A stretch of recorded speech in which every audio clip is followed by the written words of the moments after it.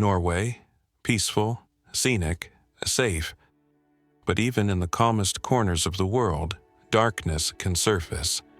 And on May 19, 2000, that darkness took 2 young lives. 2 little girls full of joy and innocence went out to play and never came home. What followed was one of the most horrific crimes in Norwegian history, and a legal case that shook the country to its core. This is the story of the Baneheia murders, of tragedy, a divided nation, and a decades-long fight for justice. You're watching CrimeVista, your window into real crime stories from around the world. Subscribe if you haven't already. And now, let's go back to that day in May. On May 21st, in a secluded part of the woods, Lena Sløgedal Paulsen was 10 years old. Stine Sofie Sørstrønen was 8. Both lived in Kristiansand, a quiet coastal town in southern Norway. On the afternoon of May 19th, the 2 girls decided to go swimming in Baneheia, a nearby recreational area full of walking paths and forest trails. They told Lena's mother they'd be back soon. They never returned. By 9 p.m., their families contacted police. A large-scale search effort launched overnight. Locals combed the area. Dogs were brought in. Helicopters flew overhead. For 2 days, there was hope. Then came the devastating discovery. Hers found the bodies of Lena and Stine. They had been raped, beaten, and murdered. Their bodies were hidden under stones and brush. Norway was in shock. The country hadn't seen a crime this brutal in decades. Pressure mounted quickly. The police needed answers, and fast. Early on, they zeroed in on Jan Helge Andersen, a 19-year-old local man with a minor criminal record. He was cooperative, but nervous. After a lengthy interrogation, Jan Helge confessed. He said he had helped lure the girls into the woods, but claimed the mastermind was his friend, 21-year-old Viggo Kristiansen. Viggo was arrested. He denied everything. But Jan Helge gave detailed statements, describing the crime, claiming Viggo raped both girls and that he, Jan Helge, only participated under pressure. The police had Jan Helge's DNA on one of the victims, but none from Viggo. Still, they moved forward with charges. One thing became clear. This case would divide Norway for decades. From the start, there were red flags. Viggo's mobile phone connected to a cell tower far from the crime scene, at a time when the murders were likely happening.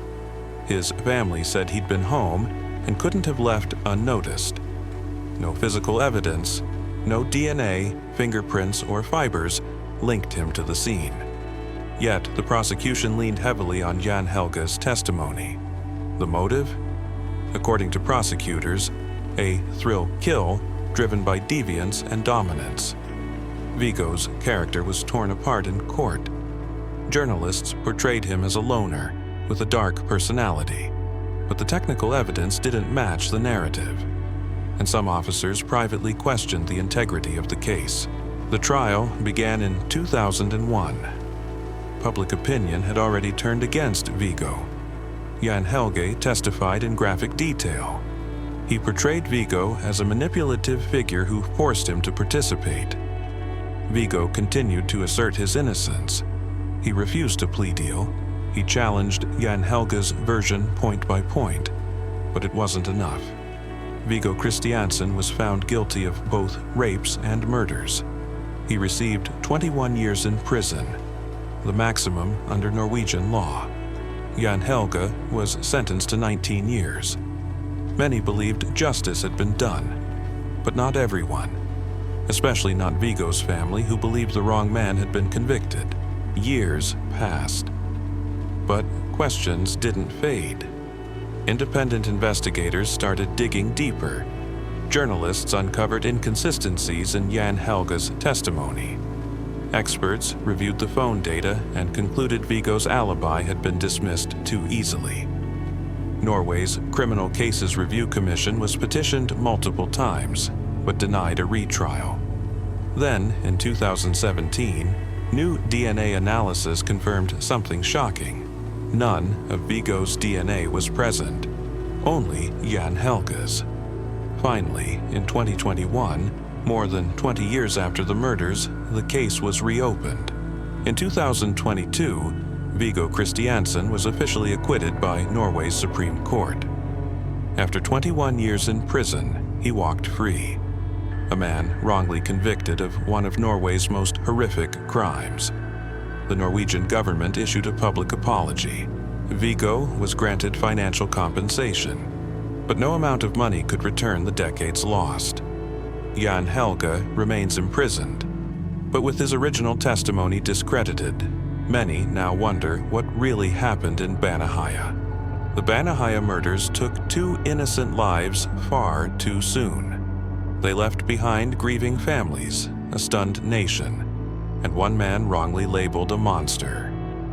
It's a haunting reminder that justice must be built on truth, not pressure, not assumptions, and not fear. If you found this story important, subscribe to CrimeVista for more deep dives into real crime cases from around the world. Leave your thoughts in the comments. Do you believe we know the full truth about Baneheia? Or is there more still buried in the woods? Until next time, stay safe and remember, behind every headline, there's a human story.